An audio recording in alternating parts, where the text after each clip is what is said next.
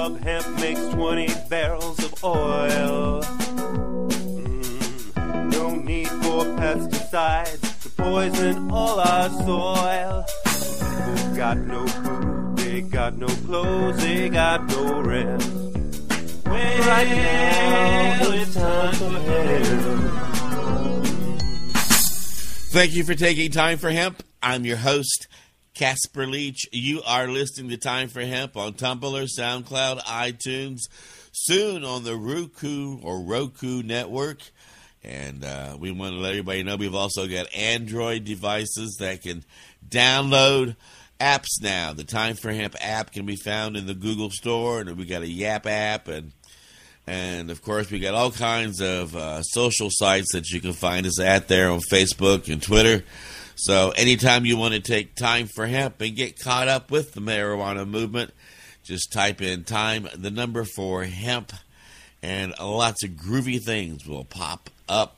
I want to say thank you to KDK Distributors for being nice enough to give us a grant to keep us loud, proud, and strong, and also send our love to Crop King Seeds for coming on as a sponsor for the year. And with your support, this network is going to grow stronger, louder, and the group of people that are working diligently to end prohibition is amazing, as is my joint host today. Wednesday is what today is. It's Leap Day, Law Enforcement Against Prohibition, and we have on the big joint broadcast today. And don't forget, anytime you hear the word joint, nearly 2.5 million people all around the world pack their bongs, their pipes, their vaporizers, and twist a joint to take Time for Hemp. My joint host today, Lenny, Frieling, and I are going to have a groovy conversation with a police officer or former police officer, very misguided at one time about the war on drugs, Raeford Davis. And Raeford, I'm sitting here looking at you in your blue uniform, wearing that shiny badge and that half smile on your face, like you're not sure if you're going to have a bowel movement or not. And can't you see that honesty and integrity and that willingness and motivation to want to do the right thing in that picture? I can. And I can tell you, if you pulled me over in your neck of the woods, I would be a little nervous as to what all you were going to do to me. But I understand that you came to a realization that our drug policies were inept, and here you are wearing a blue uniform and a shiny badge. Didn't you feel like a whore in church hanging out with the minister's family? I thought I was doing the right thing and that everybody else was wrong. Hey, thank you for having me on the show, Casper and Lenny. I appreciate being here. I'll give everybody a little background. I was a police officer for 6 years with the city of North Charleston, South Carolina, from 2002 to 2007. I have a bachelor's degree in criminal justice. Before being a police officer, I served in the United States Coast Guard Reserves and worked for social services, working with children's shelters and group homes. So, my entire career has been in law enforcement or some type of sexual activity focused on drugs. North Charleston's 300-man police force, we were rated as the 8th most dangerous city at the time. I don't know how they came up with that, but we certainly had a lot of activity. Good golly. Our 300-man police force main mission was get guns and drugs off the streets. I patrolled drug-plagued neighborhoods for 4 years. I was a detective for 2 years. I made hundreds of drug-related arrests. Many of these encounters were dangerous and violent. I assisted SWAT teams on drug warrant raids. After 6 years, my law enforcement career was cut short. I was hit by a pickup truck while directing traffic at a car accident and had to trade my badge in for a permanent limp. After a few years out of law enforcement and finding this thing like the internet, and I had a troubled conscience by my actions as a police officer, and realized that my efforts were wrong. I knew that. I had inklings of that from the very beginning, but tried to stick it through because, hey, well, that's what I learned from fourth grade on. And, but I've come to the conclusion that I was misguided. And my participation in the war on drugs actually caused more harm than help. That's why I'm here today with LEAP. I want to continue to serve my community. And as a spokesman for law enforcement against prohibition, I can tell you that drug prohibition laws do not work and actually cause more harm than they help. Raeford, let's talk about North Charleston for just a moment. It's the 8th most dangerous area for police for crime in the country. However, they come up with 8th. It was it was just a normal active city. I think really the main reason they got on that list at that time was they reported a lot and had a very active police department. In the dangers, in the crime that you were dealing with, and the people that you arrested, were drugs involved commonly, rarely? Oh, most commonly. Much of it had some type of drug nexus with any type of encounter that I would have as a patrol officer. Now, when you say drug nexus, drug connection, are you... Okay. Yes. Go ahead. Are you including drug crimes such as possession as well as secondary kinds of drug crimes like burglary? Yes. It's drug possession, drug disputes between drug dealers and their customers, that type of dispute. There were disputes because of people's addictions, and they had no ability to resolve their disputes without leading to violence, and that would involve getting us involved. Thefts and burglaries and all revolving at what I believe was drug use, but as I spent a little bit of time as a police officer, I realized that it was actually the drug prohibition laws that created this lawless atmosphere and was responsible for much of the crime that I was responding to. Raeford, let me throw you a slow pitch here. Do you see a connection, and did you see a connection between the price of drugs, high or low, and these secondary crimes? And the primary crimes, the possession crimes also? If the price of drugs there's a profit motive, and that certainly drives crime and risk. Look, you don't see beer distributors or liquor distributors shooting each other, getting into fist fights, doing drive-bys. Everything's legal. They can resolve any disputes publicly, and they don't have a huge profit margin. When you have this massive profit margins, there is a lot of motivation to use violence to keep that type of profit coming in. These drug dealers, they weren't selling 6-packs of beer on the side of the road. They were selling marijuana, cocaine, crack, and heroin. So if cocaine, for example, costs the same amount as coffee, and we know they grow in the same areas, would people be shooting each other? Would you have seen the level of violence, the level of arrests, if cocaine, for example, were legal and regulated, government price influenced, and was not an expensive drug? Absolutely not.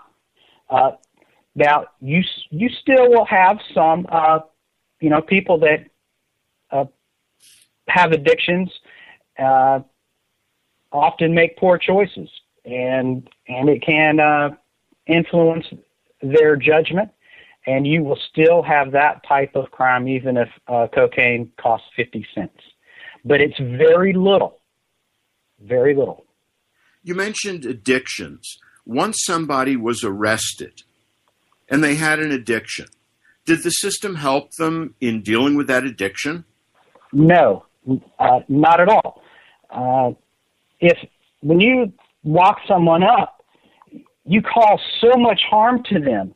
If they're like a functioning addict where they have a job and they're an active member of their family, now they may be not doing a good job at it, but they are still functioning and trying to hold on and deal with their addiction. Nobody likes to be addicted, but when you arrest them, they're going to lose their job. It causes havoc on their family. If they have money, it's going to cost them thousands of dollars in bonds and attorneys and just, all probation fees and everything like that. And basically anything that they have to attach themselves positively, you just broke all of that. And not only have you locked them up, but you have locked them in to that addiction even more. So once somebody is arrested with an addiction, committing a crime, either obtaining drugs or to obtain money to get drugs, we send them to prison.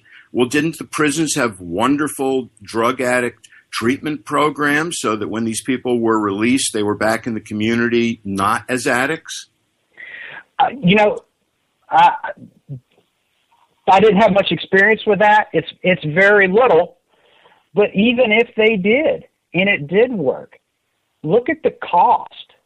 You're still causing all this damage to them, and it costs society. You're talking thousands of dollars to incarcerate somebody. All of that money actually has a negative effect. Is it fair to say that just the arrest alone was damaging? Most certainly. And you can say, well, very few people, they spend they don't go to prison. They just spend a couple of days in jail or maybe one night. And that's most often for possession charges or something like that. But still, you've got an arrest charge. If it's a felony for something like cocaine, oh man, then they're stuck in this judicial system. Here in the state of South Carolina, for a felony charge, it takes an average of 423 days to get to a trial or some type of adjudication, and which shows the total flooding of our criminal justice system. But also, a person that's under those type of charges, they're under bond conditions and that usually interfere with them getting a job or having to do anything with their family. It puts major burdens on them that they're not able to handle. Are we talking about people that are moving kilograms of cocaine or people that have a joint that they're smoking or in their pocket? Well, in my 4 years as a patrol officer, I only arrested people for grams. That was it. I had no big major busts. This was all very small weight. So the damage you're talking about is not to big drug dealers, but to individual civilians with personal use amounts of drugs? That's right. Now, our narcotics department, they would go for guys that maybe had bigger weight that would come from like a hub city like Atlanta. And they would spend all this time, hundreds of man hours, thousands of dollars in time investigating and everything. They'd arrest a guy, get a few pounds of marijuana or some heavier weights of cocaine or heroin. It would change nothing. Nothing changed. Did you see any common themes? Was there anything in particular that would attract you to somebody with a gram of cocaine or a joint?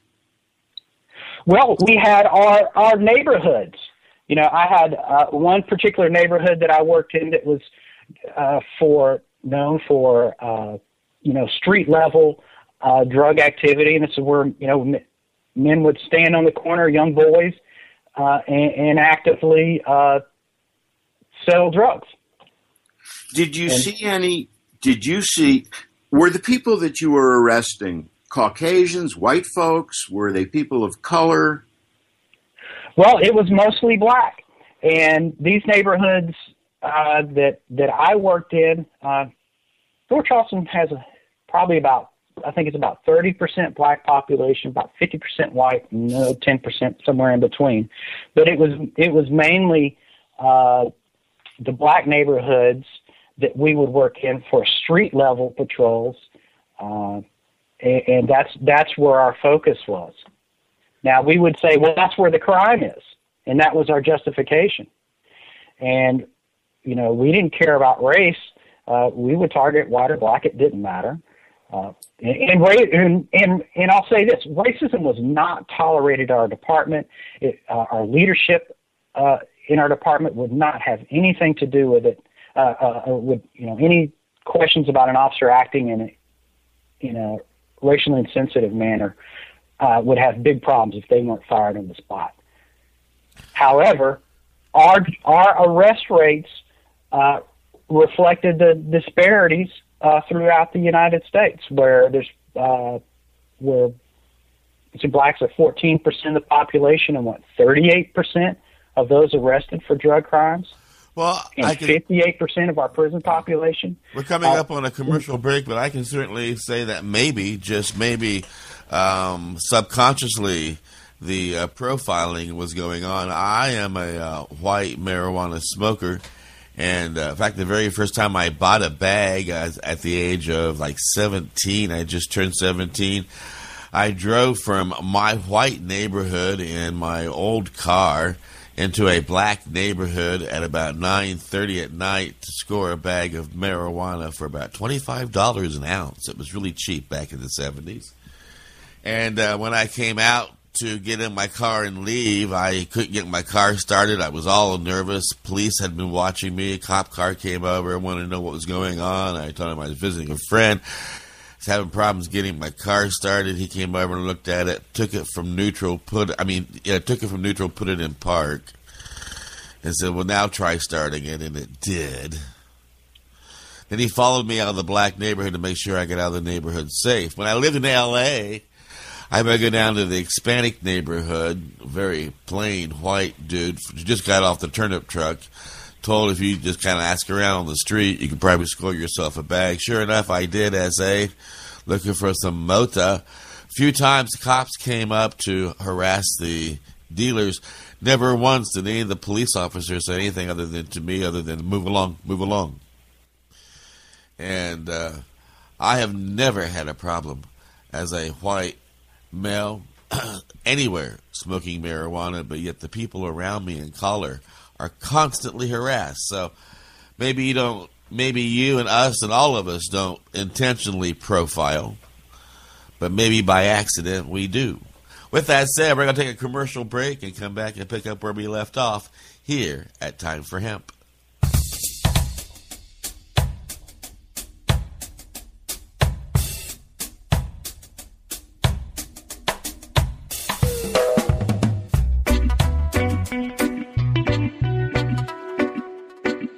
You are listening to the Time for Hemp Global Broadcasting Network.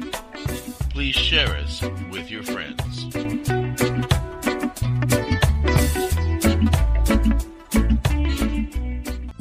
THCF Medical Clinics are the premier physicians clinic in the United States. THCF has offices all across the United States from Hawaii to Michigan. THCF Medical Clinics has helped approximately 150,000 patients obtain their medical marijuana permits to legally possess, grow, and use medical marijuana. If you have chronic pain, multiple sclerosis, or any other neurological degenerative disease, or if you have any gastrointestinal disorders such as GERD, irritable bowel syndrome, or if you have AIDS, cancer, spastic disorders, seizure disorders, or glaucoma, call us at 1-800-723-0188 or visit us online at hemp.org.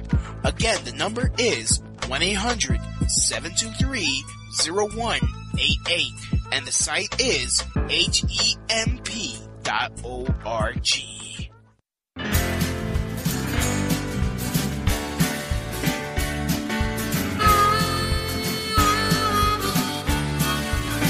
Cry for him now, unhappy trail. Help him now, Lord, don't help him later. I hear that sound, it's a siren wail. Now her man is gone off again. Now her man is gone off again. He's got 2 kids, trying to make ends meet.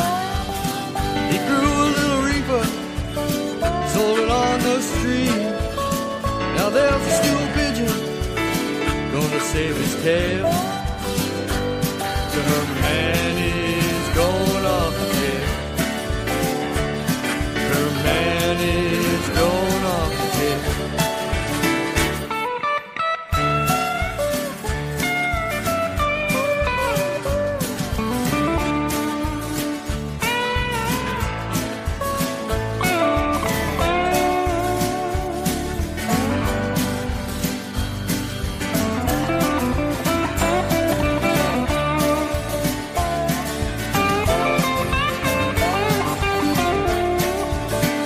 What's she gonna do when he ain't around?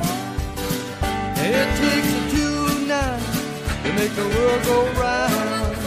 Now who's the bad guy in this sad tale? Now her man is going off again. Now her man is going off again. Cry for him now, unhappy trail. Help him now, Lord, don't help him later. I hear that sound, it's a siren wail. And her man is going off again. And her man is going off again. And her man is going off again.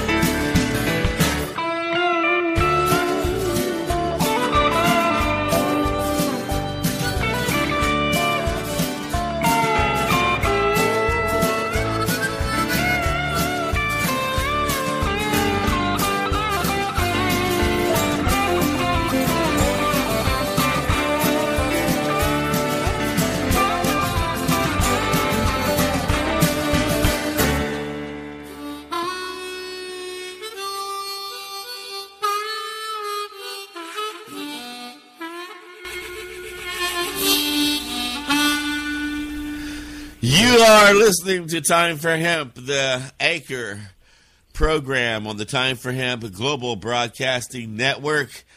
That's right. By accident, iHeartRadio stumbled upon my little old show and went, this would make a great station. And they gave me station status a little over a year and a half ago. And since that time, we have become a growing team of people who have blossomed into a broadcasting network about the need to end prohibition. With a big salute to all the hardworking people at leap.cc. The song you were listening to was called Her Man is Off to Jail by the Indias guys, and I can also tell you that song could also have been His Woman is Off to Jail. There are just huge, I guess in America, if you say that America is free, if you mean that we incarcerate the most people in the world, then I guess that's freedom. I'll let my joint host and my joint guest discuss what's going on behind bars and a whole lot more here at Time for Hemp. Gentlemen? So that Raeford and I can jointly discuss the issue, that's okay? Yes. Raeford, was there a focus on what some would consider more dangerous drugs, heroin, cocaine? Was it indiscriminate, pot too? What were you seeing? Yes, there was a focus on the more dangerous drugs, but marijuana would get caught up in with that, but I would say police officers' opinions about drugs, most of them would like for marijuana to be legalized and not have to deal with it. They are concerned about certain issues like driving while intoxicated and how you enforce that, and maybe children's access to marijuana. That gets them worried. But other than that, most police officers say, yes, please legalize marijuana. So leadership has a different idea. We're seeing a strong trend, as we all know, towards legalization, towards decriminalization, medical use of pot. Does that really solve the problems that you were seeing caused by drugs in North Charleston? Yes and no. Noticed a recent national survey on drug use and health from 2013 that 2/3 of reported illegal drug use was marijuana alone. So by the legalization of marijuana, you would take, that's a huge whack at the illegal drug trade and all that entails with that. That's 2/3 of users, just marijuana. Now, police abuse, asset forfeiture, these SWAT raids, all these gang violence, all of that would continue. Was that tied in primarily with marijuana, or did that spread across to other drugs also? Well, you have a higher profit margin with drugs other than marijuana, and they're more conceivable. You can get a very small amount of crack is $80, and you have a big fat sack costs $80. So you go for the more concentrated drugs, the higher profit margin. So and they actually increases harder drug use and promotes harder drug use, because if you go to a dealer that's selling all types of illegal drugs, he would prefer to sell you something he's going to make more money and is easier to transport. So I think I'm hearing that legalizing pot, while it's a very powerful statement, a powerful step in the right direction, it's simply not enough to solve the big problem. That's right. Absolutely. We must legalize all drugs. And of course, that is the LEAP, Law Enforcement Against Prohibition.cc. That is the LEAP platform, isn't it? You're correct. Legalize all drugs. People believe that prohibition is like this ultimate regulation, super ultimate regulation. Drug prohibition is actually the abdication of all regulation. I'll tell you who's regulating drugs now. That's Chapo Guzman, the Sinaloa cartel dealer down in Mexico that, chops people's heads off and hangs them from bridges. In my neighborhood, it was young men with a gun in their pants, that running around the streets, transporting drugs and selling them. That's who's controlling and regulating your drugs now. Well, of course. Yeah. Go ahead, please. Oh, so legalization and regulation works. It's not even just for marijuana. You say, well, we can't really do it for the harder drugs. That's what works. Incarceration and a legal law enforcement response to drug use and the legitimate problems that come with drug use and abuse are not a law enforcement issue. They are health and public safety, public health issue. That's where they need to be treated. So if a person went up to a street dealer to purchase one of these arguably more dangerous drugs, cocaine, heroin, crack, the corner drug dealer, of course, in your experience, checked everyone for proof of age, correct? As a matter of fact, drug dealers would specifically recruit young kids to deal and sell for them. Kids as young as 10 openly sold drugs, were used as enforcers, robbed customers, each other, and intimidated innocent residents. The dealers used them because the kids would work cheaply, and if they got caught, they would get a lesser sentence. Well, the big dealer, he wouldn't go to jail. It was the kid that would, and he would just get a slap on the wrist or maybe a little bit worse. But so children were targeted That's part of the unintended consequences of the illegal drug trade. So when these children grew up, made it to the age of majority, if they survived, did they then go on to be law-abiding citizens? Like I said before, they were locked in to the drug trade. Look, it's tough enough to grow up, as a white kid in the suburbs.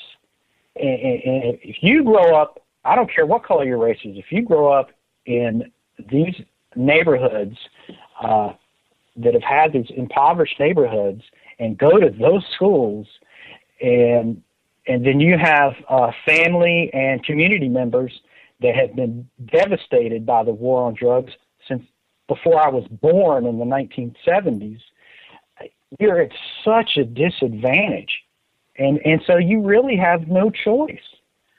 We know that if we're looking at the Sonoma cartel, we're looking at tractor trailers full of money. On the street level, are we talking nickels and dimes? Are we talking substantial amounts of money? Many of the young guys that I arrested on the streets, they were close to homeless. They weren't making a ton of money. Some did, and they probably would argue, well, I'm doing better than if I was flipping burgers at McDonald's. Plus, you have, a kind of a glorification. They pretend they're gangsters or something. And that's something we've had throughout history, kind of a reverence for the anti-hero. I just watched Thunder Road, the 1957 movie with Robert Mitchum as a moonshiner. He's a good old boy from the mountains of Tennessee running moon, and how that was glamorized. And there's really no difference between that and some of the urban youth culture of today. Hey, that's kind of what we've always done, and if you want to make money or have some excitement, you run dope. So what I'm hearing is there's confusion about which came first, the characters in the movies or the people on the streets. Who is imitating whom? Right, and that's part of it. I would also say that media glamorizes law enforcement and hides, and this is changing, but has hidden the detrimental effect and unintentional detrimental effect of the war on drugs as well, to glamorize law enforcement's efforts as well. With the law enforcement efforts, have you seen and did you see a progression in the types of tools, weapons, and the like that law enforcement was using on the streets, is using? Well, you're always adding more things to your duty belt. Pepper spray, a taser. Now we have body cams, mobile digital terminal laptops in the cruiser. Those are very minimal changes, and we need big fundamental changes in law enforcement, because we are seeing the effects now where people are losing trust with law enforcement, and they are making it more difficult for them to carry out even legitimate duties of protecting people from real violence that does occur. Well, we keep reading in the news as well about new x-ray machines that are small enough to carry around in a patrol car that are used to actually see through a wall to see what people are doing. They have the ability to drive by your home and scan your home, and with the computer strips in your dollar bills and 20s and hundreds, they're able to know exactly how much, pretty much to the dollar, how much cash is in your house. They been reports about at gun shows, they drive around the parking lots and run scans on license plates so they know the name and address and location of every individual at the gun show. And when you attend a sports event of any large size, you've got your face being scanned, and by the time you get back to your car, the owner and the security of the stadium already know your name, your home address, and if you want sugar with your coffee. So until the boys and girls in blue wearing the uniform say, well, we're not going to use this stuff. This is really against the Constitution, and we need to stop it. I mean, you got to do it on the front lines, don't you think? You do. This country is founded on the idea that liberty and freedom is desirable, and that it works and creates a more positive and wealthy society.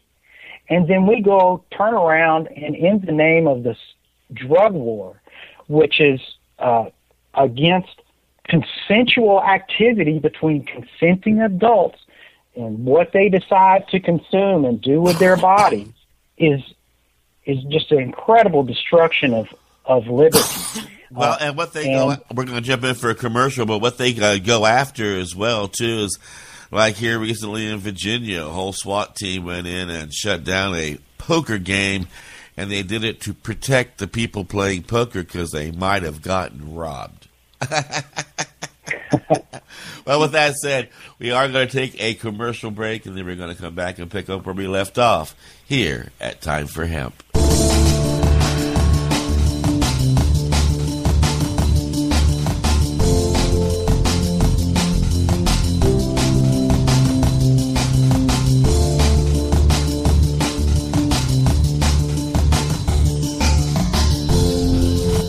You are listening to the Time for Hemp Global Broadcasting Network.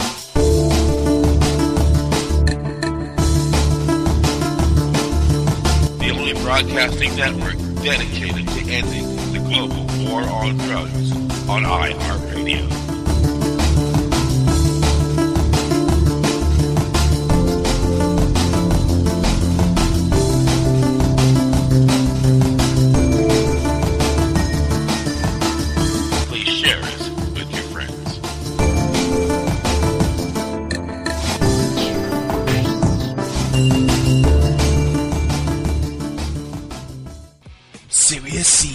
Your source for quality cannabis and sativa seeds. Serious Seeds are the creators of legendary strains like AK-47, Bubblegum, Chronic, Cali Mist, and White Russian. The AK-47 is probably the most awarded strain on the planet. The high THC content of AK-47 makes it the perfect medical strain for patients seeking quick pain relief. Cali Mist is an almost pure sativa. Female medical cannabis patients have reported that this strain helps relieve menstrual cramps. Serious Seeds just acquired another Dutch high-quality seed bank, Magus Genetics. From now on, Serious Seeds can offer you even more award-winning strains. The fine folks at Serious Seeds strive to breed the best cannabis genetics that they can find, so patients can rely on the effectiveness of their medicine. Go to SeriousSeeds.com to grow your medicine.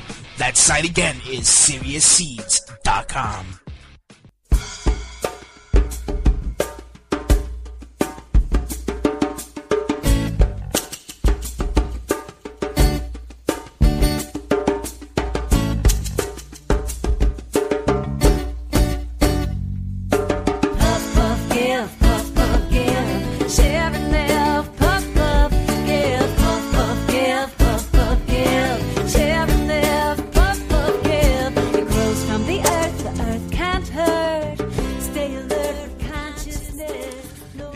Stay alert with consciousness. Be responsible in everything you do.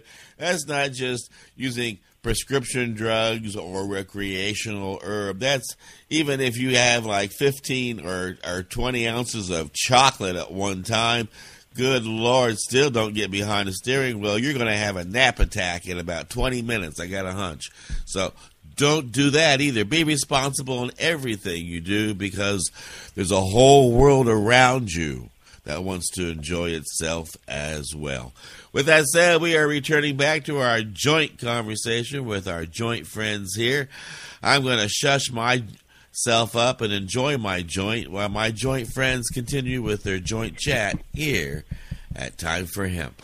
Raeford, we know that the federal government supplies local police departments with military hardware, armored personnel carriers, machine guns, based in large part upon their drug enforcement, their drug arrests.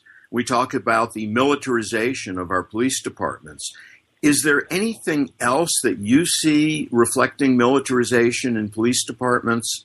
Right. You can sometimes justify an M16 or an armored vehicle. There may be like an active shooter type situation. You talk about North Hollywood. Extremely rare, but it does happen. I would like to be protected if I'm a police officer going into something like that. But it has been perverted, where virtually all of the uses of that is for execution of drug search warrants, where children like Boo Boo Fona Sabbath have their chest blown open by a military-derived stun grenade. My biggest concern with the militarization of law enforcement is the militarized mindset. There is two major factors. One, don't back down. You have this militarized law mindset. When you get into a conversation, if you're in the military, you're storming the beach at Normandy on D-Day. Don't sit back. Keep moving. Keep going. Face the gunfire. Keep going. And also, never question orders. In the military, don't question your orders. You got an order, you carry it out. You let everybody else worry about the rest. You do your job. And that is what is so pernicious in the law enforcement. In encounters on the street where officers, there's violent encounters, and police officers often have to use dangerous and deadly force against people that are using harm. But very often you should back off or reassess the situation before you move forward, and like an objective reasonableness.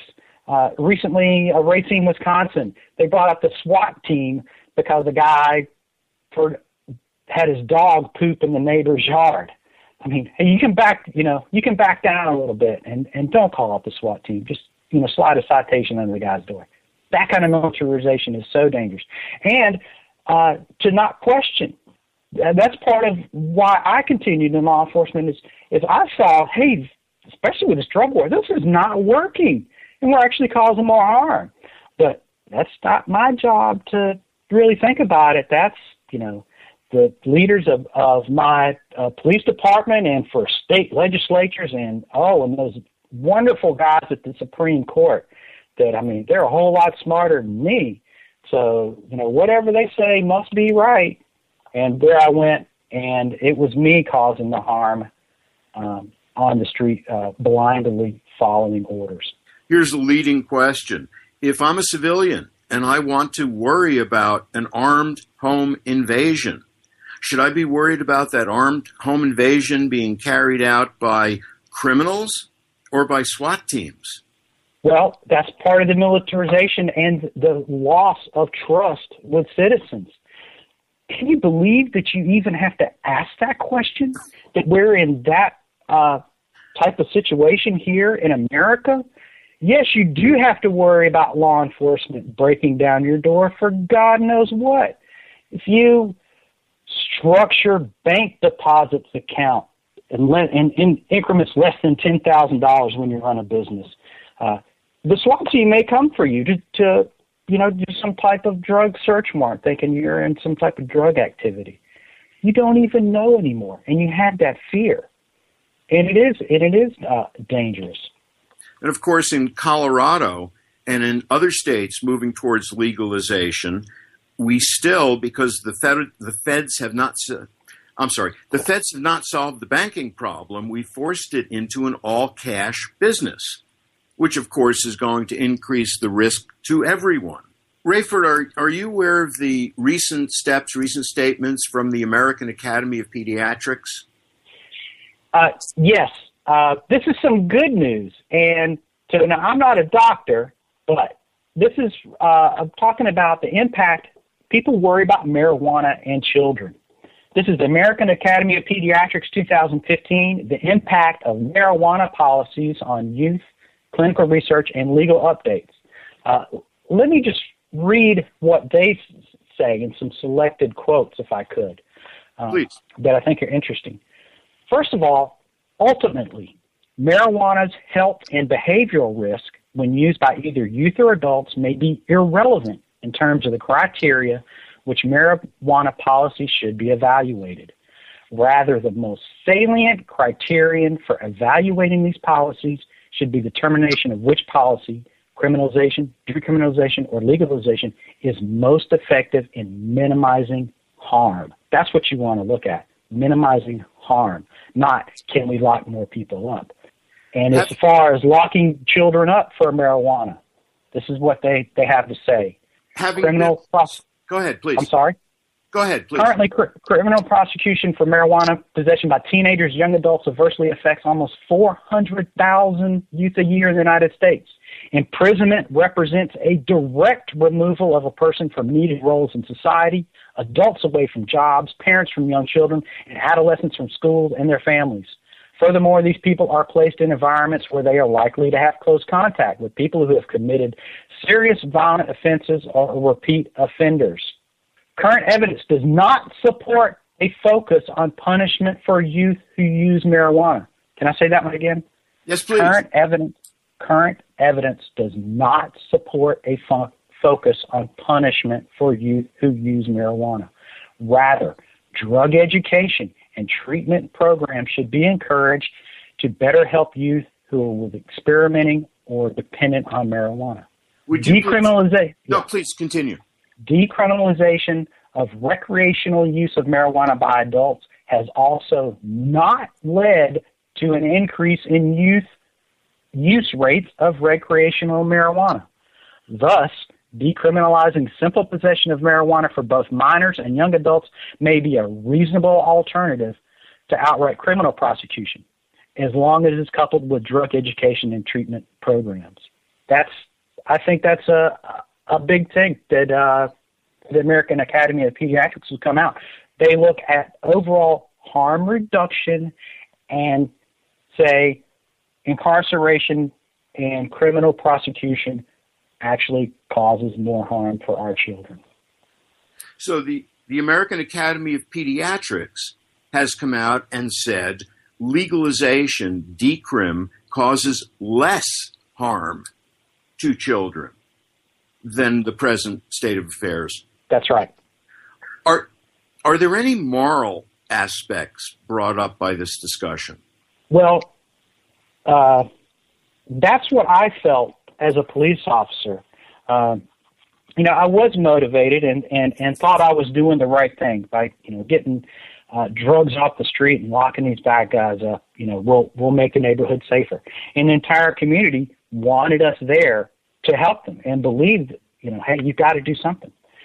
But there was something at the back of my mind every time I arrested someone for was essentially a nonviolent, consensual activity.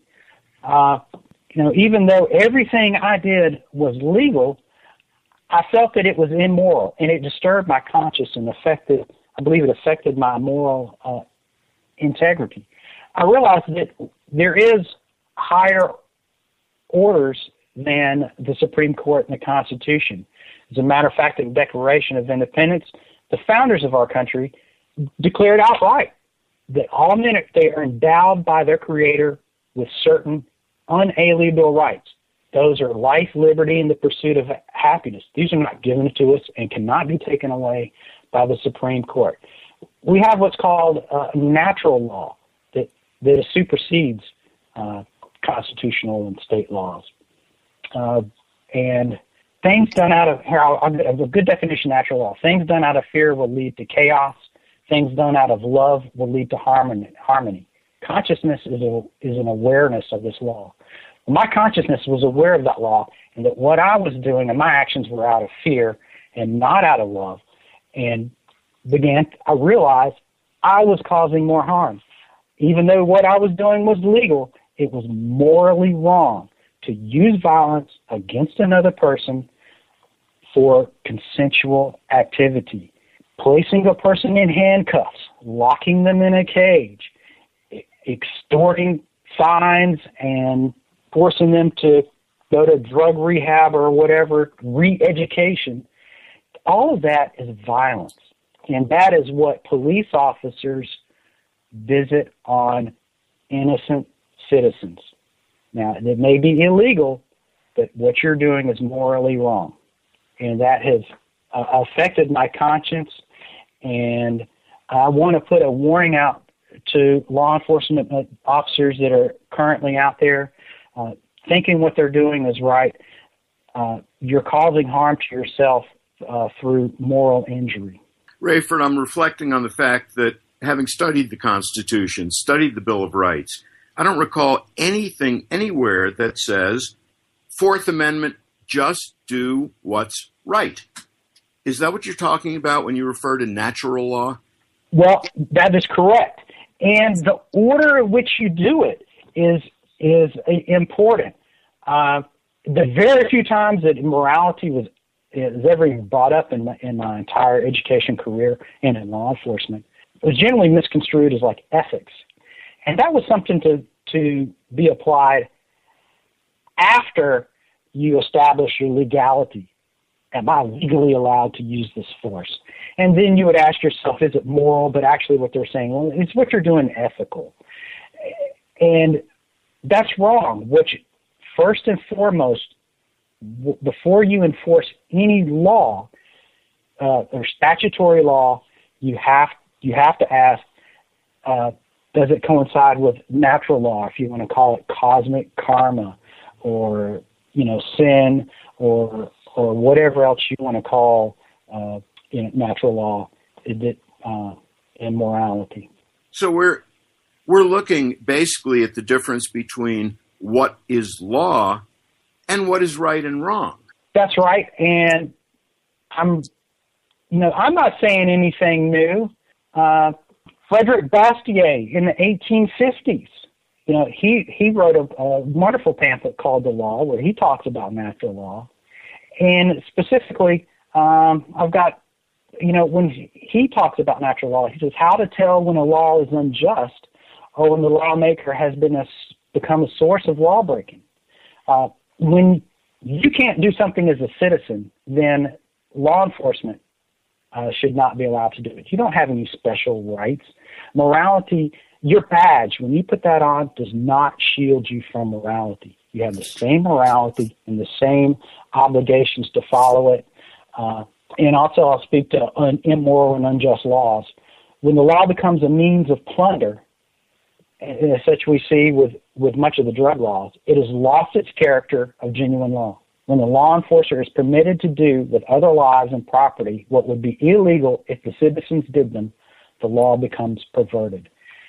And the officers, and me personally, I never wanted to break any law. I didn't want to cause any type of undue harm to anyone. I wanted to serve with the highest of honor and integrity, just like virtually all officers do, yet I failed to examine the morality of my actions. So the immorality of the drug laws puts good police officers in an awkward position. It puts them in an impossible position. And it's those drug laws and the entire structure that are immoral and police officers should not enforce them. Reflecting back on something you said earlier, if civilians have a dispute, we go to court, we sue each other. What do drug dealers do when they have a dispute? Drug prohibition laws forbid them. You can't go to court. You can't draw up a contract between businesses. It actually excludes them from normal nonviolent dispute resolution mechanisms. And that makes it even worse. That's why you have to go the legalization route. That way you can bring the money and quality control, distribution type conflicts that come up and resolve them without violence. Not guys doing drive-bys on each other's house. You don't see pharmacists doing that. Well, one thing I cannot resolve is time that has a way of ticking by. It is the end of the hour, and this is your chance to give a shout-out to an organization or a hardworking activist or a website that you want the world to pay attention to. We'll start with our joint guest, Raeford. Well, I want to put a shout-out to LEAP, Law Enforcement Against Prohibition. LEAP envisions a world in which drug policies work for the benefit of society and keep our communities safer. A system of legalization and regulation will end the violence, better protect human rights, safeguard our children, reduce crime and disease, treat drug abusers as patients, reduce addiction, use tax dollars more efficiently, and restore the public's respect and trust in law enforcement. Raeford, that was leap.cc. Did I hear that correctly? That's right. Since Raeford has already given the shout out to leap.cc, I'd like to mention the organizations that are focused on the beginning of this struggle. The marijuana piece, SSDP, MPA, NORML, that with LEAP's help have moved the ball forward. Awesome. And I do want to remind people that we are a growing team of people who are hell-bent on ending prohibition. And remember, the next time you hear me, you'll know that it's time for hemp. Look at all that money, yeah, the money that they spend. Take another look and spend some time for hemp. Don't cut trees for paper, 'cause it hurts the environment. Stop deforestation, yes, it's time for hemp. Whoa, an acre of hemp.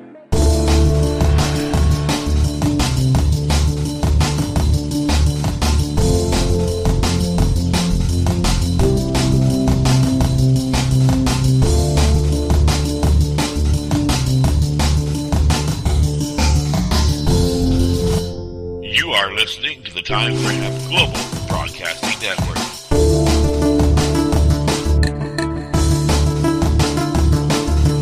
The only broadcasting network dedicated to ending the global war on drugs on iHeartRadio.